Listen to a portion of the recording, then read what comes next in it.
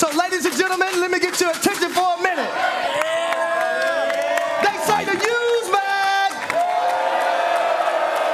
They say it's great to be a Miami Hurricane. It's great to be.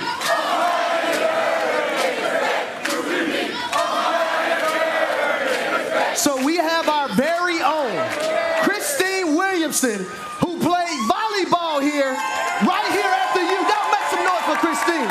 Hey, it's great to be back. I want everybody to look at me really fast because we're going to do something as we start our show. Ready?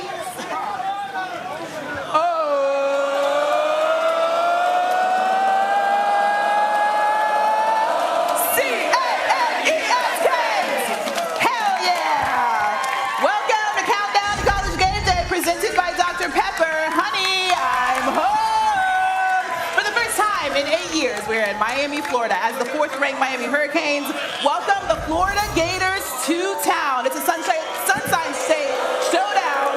We will get you ready for this matchup and everything else happening in college football on this fine Saturday. Boy, it feels good out here, doesn't it, guys? Yes, it does. I'm sweating a little bit, but to be in the city of Miami, it's all worth it. A little birdie told me that it's great to be a Miami Hurricane. It's great to be a Miami Hurricane. It's great to be a Miami Hurricane.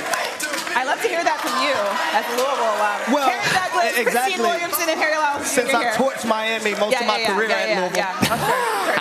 Sure. We don't worry about that right now. Let's worry about the Hurricanes and their current state. So Miami has obviously made a statement to open the season. They're the only undefeated team with wins over 2 ranked opponents. Of course, they're led by their quarterback, Carson Beck. When you think about Carson, what he was doing last year, obviously at Georgia, now he's come over to here to Coral Gables. What have you seen out of the quarterback? Well, Carson Beck is playing like he wants to be a first-round draft pick in the 2026 NFL Draft. That's the first thing, Christine.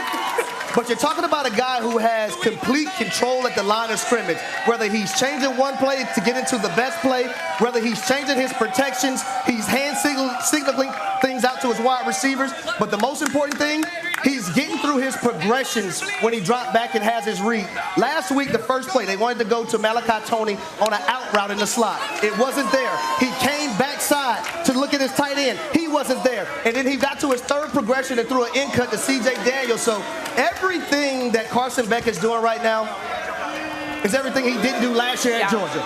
But sometimes a new environment changes and brings out a different side of you as well. 100%. I mean, that's a high-pressure job out there at Georgia, and sometimes you do need to change the scenery. I know for me personally, I would rather be in Miami, Florida than Athens, Georgia.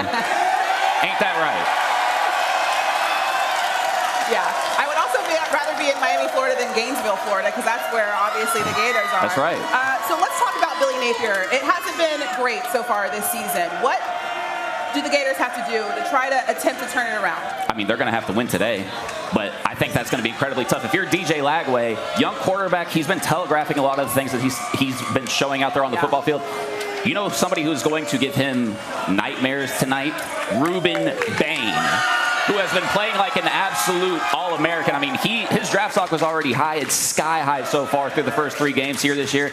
But if you are the Florida Gators, he's got to get a run game behind him. He's not been getting a lot of help there, so there's no threat. And then his receivers have not been getting a lot of space, HC, I'm sure you've seen on tape. Yeah, that run game is most important. When you look at Jaden Baugh, he's going to have to be very efficient. That offensive line, they're going to have to open up lanes and create avenues so Florida can have success. But for DJ Lagway, just relax. Take a deep breath. Don't let this environment, don't let this rivalry between these two teams get the best of you, because looking at the tape last week, he was a deer in headlights versus LSU. Now, LSU they have one of the better secondaries in the country, but at the same time, trust your eyes. Be cool, calm, and collected. I think he does have some unique wide receivers he can get the football to, but those guys do need to do a better job of getting open, and I think DJ Lagway will be okay. He has to have a great showing. Yes. There's a reason why he's the starting quarterback for the University of Florida. He can play, he can make every single throw, but it hasn't showed this season. But that's also what happens when you're missing a lot of time in the offseason with injuries and also some time in training camp. Yeah, there's only so much that defense can do for you. I mean, they kept them in the game last week against LSU. Yeah. That's not going to happen against this Miami team. Yeah, for sure. I agree. I want to talk a little bit more about Miami? Because obviously I feel like every single season we go into the ACC and we're like, who is the best team in the ACC? Obviously Clemson hasn't been doing so well at the start of the season. So when you think about Miami versus the field in the ACC, what do you have? I have the Miami Hurricanes right now. And it's because they're a complete football team. Offense, defense, special teams. We know the quarterback position is the most important on the football field. But when you have an extreme leader by the name of Mario Cristobal,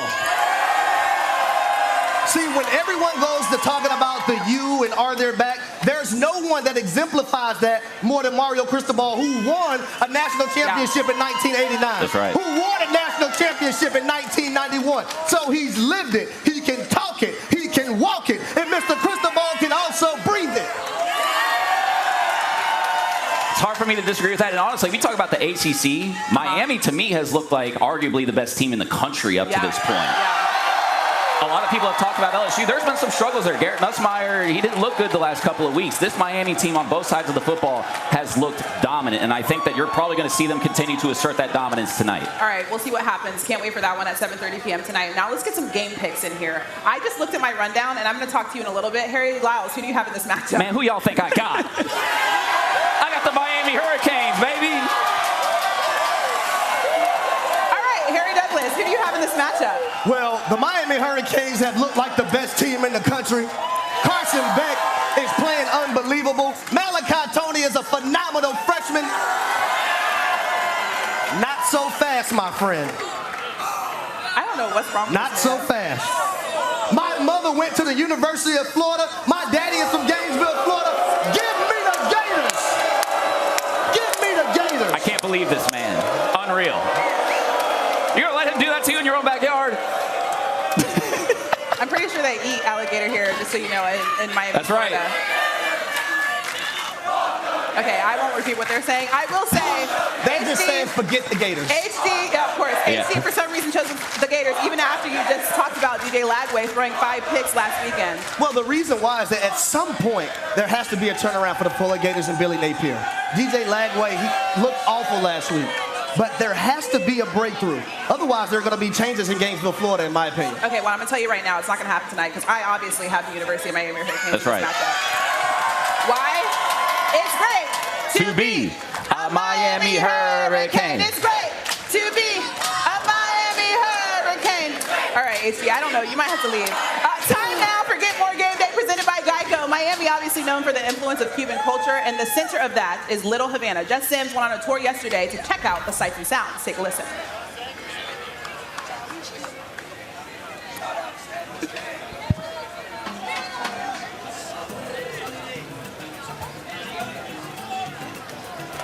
Ralphie, I'm so excited. Where are we starting off?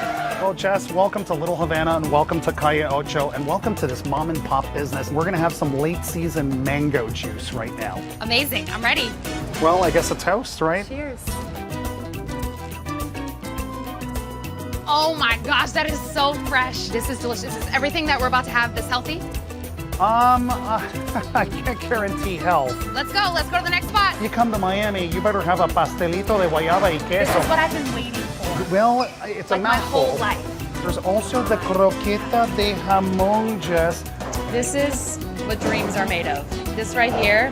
Oh my gosh. Whoever thought of cream cheese and guava together is up here. What are we starting off with here? You're having a classic Cuban mojito. I love mojitos. Salud, as we say here. Salud. Here I am treating you to a cubano. I listened to everything you just said, but I actually heard maybe 16% because the That's other okay. 84% went to the sandwich. This Well is then, incredible. I'll tell you what, Jess, this is probably the finest ham and cheese sandwich on this green earth. Welcome to El Pabba. I'm kind of devastated this is our final stop, but I'm getting a little full, I'm not gonna lie. I wasn't gonna leave you hanging without trying a Cuban picadillo empanada. Is this fried? That's fried. It's not greasy at all. It's because it's outrageously wonderful. You can't have done a tour of Miami without a cafecito. Why not? Thank you so much. Why not? Wow. This is insane.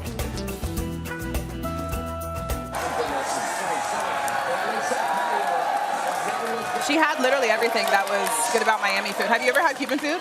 Oh, yeah, for sure. Okay. What about you? I haven't. You I have not? My parents Okay. have. They told me it's unbelievable. We need to go to Cafe Versailles today so you can get some. You need some tostada. You need some. You're a treat. Man, let's go right now so we can get out of this sun. She can't invite me somewhere and expect me to pay. It's your treat. I got you, brother. Okay. It's time for a little heat check. Harry was just talking about how hot it is out here. Yes, of course. Yes. We're in Miami. 39 teams remain undefeated this season in college football. 10 of them are facing off this weekend. So since we're in Miami, we're going to do a little heat check, as one of the teams obviously will have to see their win streak come to an end. Let's start with Illinois traveling to Indiana in a matchup of Big Ten undefeateds and playoff hopefuls, obviously, in this matchup. HD, who do you have in this one? So, Christine, the Illinois Fighting Illini, they go down today. This is my upset of the week because this Indiana football team led by their quarterback, Fernando Mendoza, is playing lights out, completing 72% of his passes. But you're talking about a guy who has two dynamic weapons at the wide receiver position, Omar Cooper Jr., who had over 200 receiving yards last week, Elijah Surratt, who's their number one. But this team rushing the football, they're one of the better running football teams in the country. They have three guys right now on their roster that has 200 yards or more rushing, that balance attack, and also you look at Aiden Fisher on the defensive side, Mikael Kamara, also two guys that transferred with Kurt Signetti. Those guys are going to lead the charge and lead the way. Give me the Indiana Hoosiers. Come on, man. You know that's my speed. I know, right? I'm all for it. HC's right. Lyles obviously agrees. Okay, let's go over to the Big 12. Texas Tech facing Utah, which I will never get over Utah. But anyways, the Red Raiders are riding a fast-paced offense, leading the nation in points per game. Utah has the 9th-ranked scoring defense as they're looking to start 4-0. Yes. So, Lyles, who do you have in this matchup? This is the best game on the schedule today, in my opinion. I mean, when you look at what Texas Tech provides offensively, #1 scoring offense in FBS, going up against that Kyle Whittingham defense and that the crowd there, the student section at Utah, that's going to be a problem with them. And then on the other side, Devin Dampier has not turned the football over yet. But Romello Height and David Bailey, they're going to be snooping around a little bit there, trying to get to him. That's going to be an interesting matchup as well. I am sticking with Utah. They were my preseason pick to win the Big 12 because no Big 12 team has won it consecutively in the last 5 years. Yeah. I've got the Utes today. I've got the Utes this season in the Big 12. Oh, wow. Okay. Let's move over to the SEC. Auburn at Oklahoma. Still very weird. Yeah, this is a really huge game. Obviously, Jackson Arnold is returning back to Oklahoma. It's going to be a revenge game for him. Who do you have in this matchup? So, man, this is a tough one.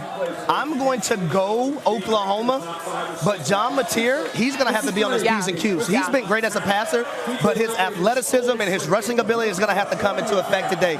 You look at the Auburn Tigers. They're one of the better teams in the country, sacking the quarterback. They have 11 right now. They're top 6 in doing so. But also when I look at Auburn, their rushing attack, Jackson Arnold, their quarterback, is a part of that, but Jeremiah Cobb, he is averaging 6.8 yards per carry. He has 4 touchdowns. Jackson Arnold has 4 touchdowns. They're a dynamic duo on that backfield, but I think the Oklahoma Sooners are going to pull it out. They're at home. And one of my favorite things about this game, HD, that it doesn't seem like it's gotten a lot of attention, is Jackson Arnold playing against his old team. Yeah. I agree. And he's been playing really good football. I mean, this is sort of the season that you were like, all right, if Hugh Freeze and Auburn are going to put it together, this has to be the year. There is not going to be a better time for them to really put their name out there and make a statement than today. All right, that game at 3:30 p.m. on ABC.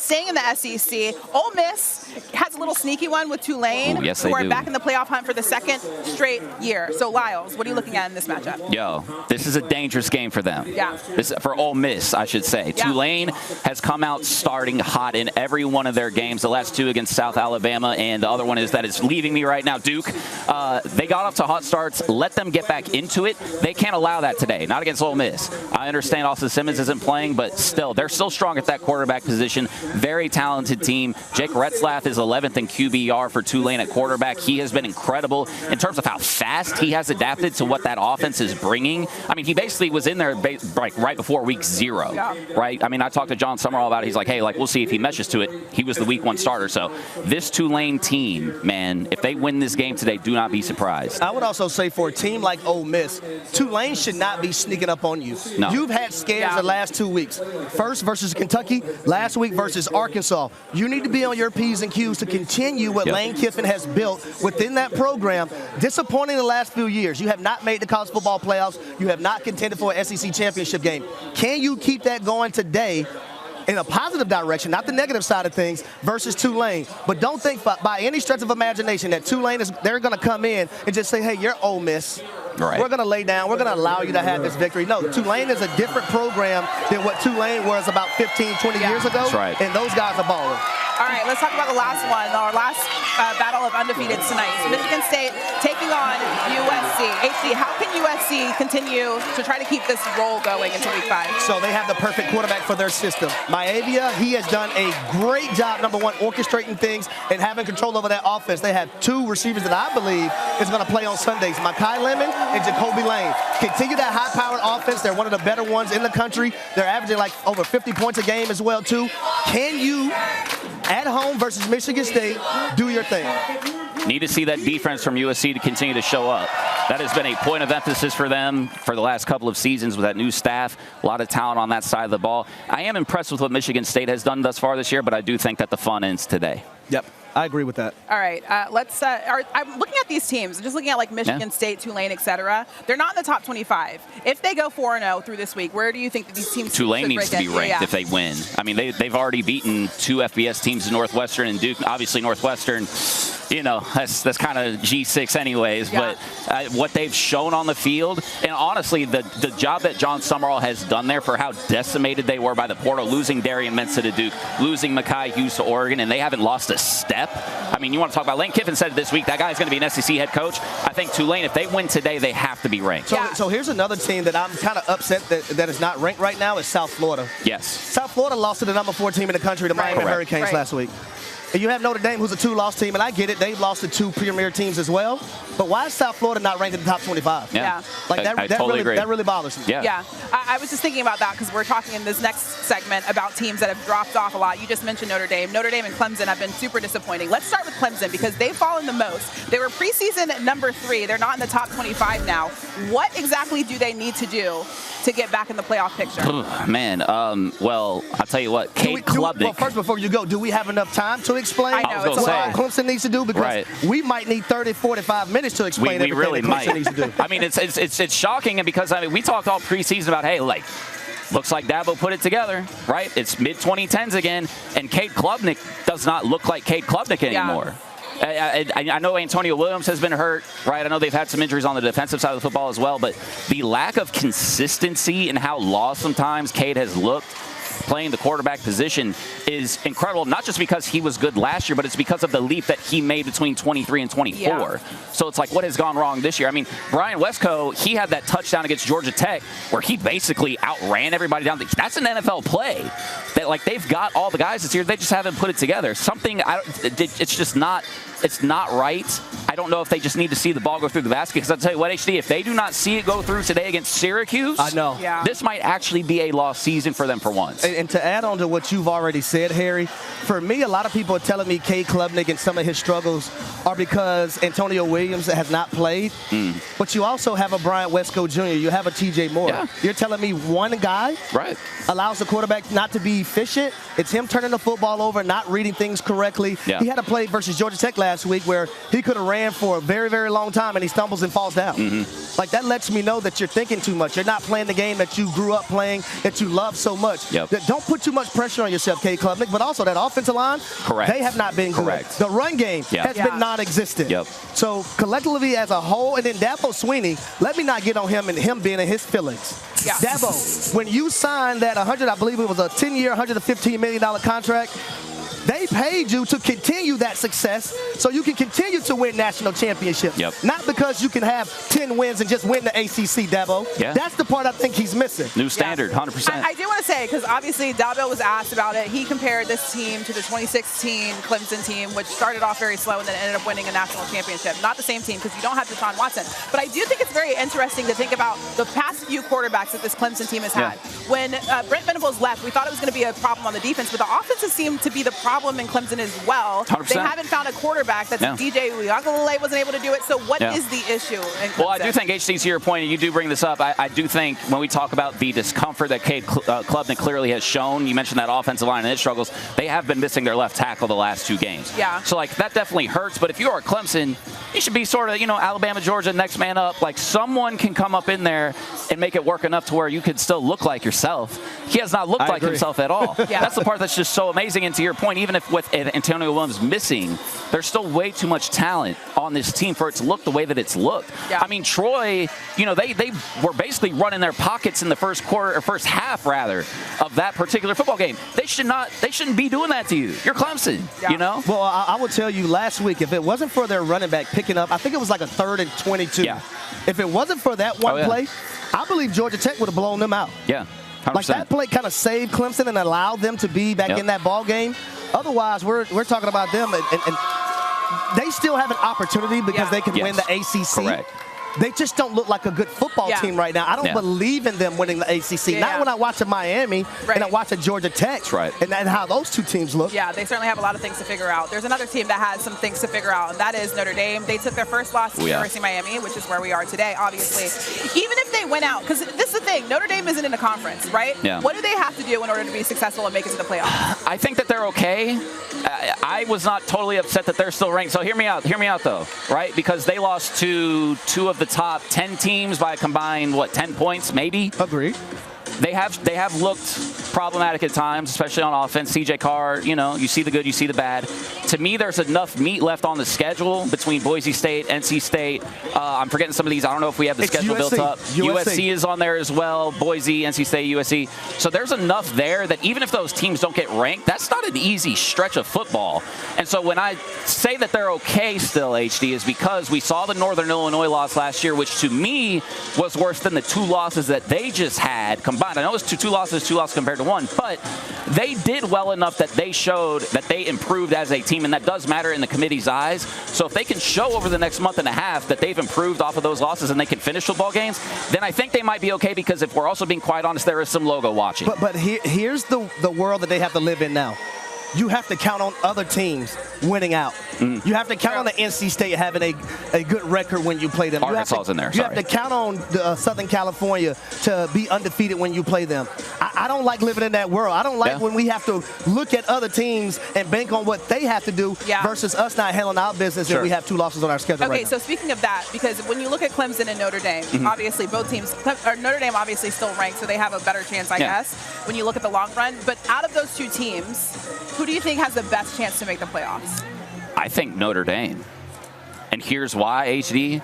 I think of all the, preseason talk of Big 12 and how deep the conference is, we don't know who's going to win it, the ACC is actually that conference with the teams that are actually going to compete. I look at it in NC State. That's not an easy out. Your Louisville Cardinals, not an easy out. Georgia Tech, Miami, Clemson's still a difficult out, obviously. This is the team that we're talking about. But when you look at this ACC conference, even Boston College has looked good at times. So I think with what Clemson's got to deal with, to me, I just don't trust what I've seen out of them compared to what I've seen out of Notre Dame up to this point, and I trust them to handle the rest of their schedule better than I do Clemson. Okay, so this is a difficult spot that I'm in right now. Okay. Because do I like the way Clemson has looked to this point? No. But if I'm going by who has the better chance, I'm going with Clemson because they're in a conference. Right. And they can play for the ACC championship game and get that automatic bid. Yeah. Versus Notre Dame, you literally have to hope other teams win and win out and look very impressive doing it. Yeah, of course. I think the biggest thing is the fact that Notre Dame is in a conference. They can't play in a conference championship. If Clemson finishes one of the top 2 teams in the ACC, they can play for a championship, possibly beat Miami. It's not going to happen. Anyways, let's talk about Michigan and Tennessee, because obviously they can still rebound after losing early season ranked game. So do either of those teams have a chance to bounce back and get into the CFP? So I believe Michigan definitely does. They have a really good loss right now to Oklahoma at Oklahoma. But there were 4 games on their schedule that I circled before the year started. It was Oklahoma, Nebraska, it was Southern California, and Ohio State. They must go 2-2 in that stretch. And if you look at the Oklahoma game, that's an out-of-conference loss. And if Oklahoma continues to win, that's going to look like a great win for Michigan. But they got to go 2-2 within those 4 games, or they don't have a chance to get in. Yeah, I like Tennessee. I think Michigan's going to get there. I think they just need one more year. I love what I've seen out of Bryce Underwood. I think he is going to win them a national championship at some point. I think he is that talented. But what I've seen out of Tennessee, you mentioned good losses. I mean, that's a real thing now. It is. Yeah. That's a real thing. You should not have lost to Georgia. You should have won that football game. You should have won that football game. But defensively, they still show that they're strong like they were last year as well. And then I think Joey Aguilar has showed more than even I expected. And I think that is very promising. Now, he had to cut down on those turnovers a little bit, and that was a problem for him at App State. But given what we saw, what he did against Georgia, to me, there's no reason he can't continue to grow, and this Tennessee team can rebound off of that loss. Yeah. All right, I think that's the one thing when it comes to good losses. If you especially were expected to win that game, it works in your favor. All right, time now for Fansville Advantage presented by Dr. Pepper. There's a few fan bases creeping into the national conversation this year after largely being on the outside looking in over the last decade. So which fan base should be most excited? USC, Missouri, Vanderbilt, Auburn, Georgia Tech. Who do you think? I'm going with Georgia Tech. And if you look at Georgia Tech's schedule, they really have the path to go play for an ACC title. Yep. They really do. The biggest game on their schedule was Clemson. Well, guess what? They took Clemson down last week. The rest of the way is smooth sailing, but I know Brent Key is not going to allow his football team to think that way because there's a perfect opportunity sitting right in front of them. It's right there on the platter. Go eat it. Yeah, I totally agree. That's my pick too. You know, when Brent Key after that Clemson game, he said, "Hey man, we didn't play the season to win Game 3 against Clemson." He knows, and his guys know that win was cool. They got to take care of Temple today. Next week is whoever that opponent is. The week after that is whoever that opponent is. That team also has a hunger that is lingering from that Georgia game last year. I agree. Because they know they should have won that game. Oh, yeah. You know, I know Brent Key personally, and that is a man that needs revenge. Not once, not, you know, like he needs that. And this team has that hunger built into them. They've got a young, talented offensive line. They've continued to improve. He told me that was one of their biggest concerns coming into this season, but they held up pretty dang well against Clemson, and we all think they might have the best defensive line in the country. I was going to ask you, because you were there last weekend to watch them play Clemson, what are we not seeing that you saw in person about Georgia Tech? I just think Georgia Tech to me is a very good example of we didn't have them ranked in the preseason, so we don't know how to actually view them. Yeah. I would have had that team ranked in the preseason given off of what we saw last year. Yes, they blew some games that they should not have lost, but given what they had coming back and what they added into the portal, they re-signed Buster Faulkner, their offensive coordinator, who should absolutely be a head coach one day, and he will. But with Haynes King, their backup quarterback too, Aaron Philo. Yes. Like this Georgia Tech team, yes, they are good this year, but this is a team that is built not just for this year. And so I think because of that and the culture that he has instilled in Atlanta, this Georgia Tech team, they were always built for this. I think they're ranked 18th right now. I would at least have them in the top 12, top 15. And you look at Brent Key and his record versus ranked opponents, unbelievable. This is what he does. One loss. You know who that loss came to? Say it. LSU vote. My Louisville Cardinals, baby. LSU vote. Say it. Says, say it. All right, Dr. Pepper is making college dreams come true with 2025 Dr. Pepper Tuition Giveaway. Visit drpeppertuition.com to learn how to enter for a chance to compete to win up to $100,000. All right, this is a conversation that I feel like can go long. Sure. We can have a little hash it out a little bit because, as you know, the University of Miami is goated and people to come out of here, but also has like some of the best players to go into the next level out of all college football teams. That's not bias. That's just actual fact. So when you think about the Mount Rushmore of Miami players, that's 4 guys. Ooh, 4. There's a lot to work through here. 4. If you go back to the 80s, if you can go, it's eras. Okay, so who do you have in your All right, well, if we're starting in the 80s, I would draft Michael Irvin. Okay. Off of the swagger, right? Yes. I mean, the energy. You know, the energy, the fact that this man wore 47, like that tells you everything. When I think about the start of Miami, like the Miami Hurricane dynasty, I think of Michael Irvin. I think of him throwing the hands up, all that type of stuff like that, spiking the ball. I would start at Michael Irvin. All right, for me, I can't disrespect this university like that and pick 4 guys because the tradition is so rich. Yeah. But I'm going to name a few guys. Okay. Jim Kelly really jumped things off from the quarterback position and really had quarterbacks be it was quarterback you. A stronghold like on college football.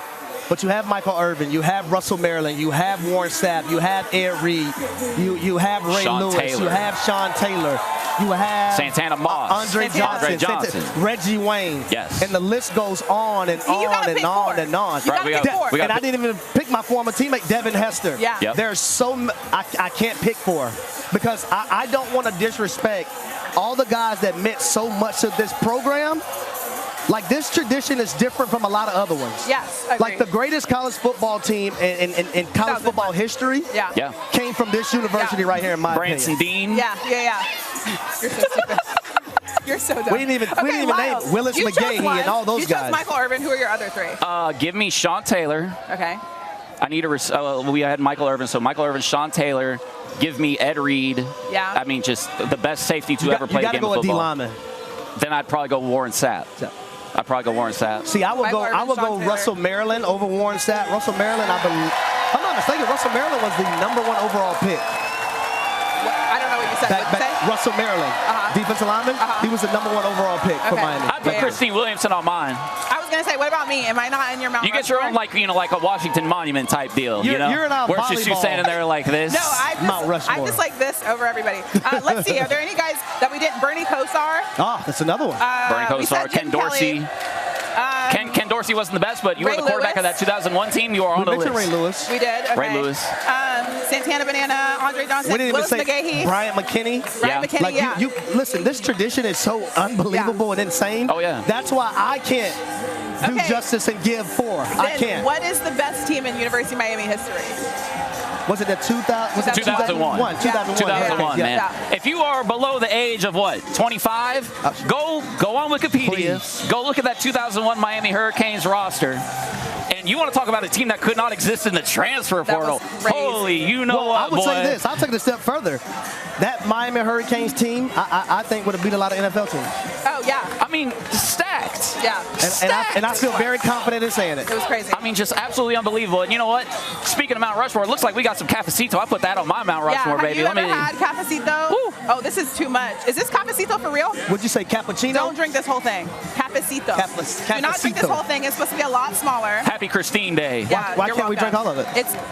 It should literally be like you'll a be sip. jumping in that pool. It should really be a sip. Which I might jump in that pool anyway, man. It's hot. Right. Do you drink caffeine? I don't drink caffeine. Oh my God. He doesn't need it. So take a sip. You can't drink this whole thing. Oh, that's good. Did our boy make that? Did David make that? This is good. Yeah. It's from over here. It's fire. Yeah, it's really good. How do you feel? Like a champion? Of course. All right. Very good. For those that don't know, cafecito, it's very small. Usually it comes in little shot glasses that are like this small. Yeah, smaller. It's like a concentrated coffee with sugar in it.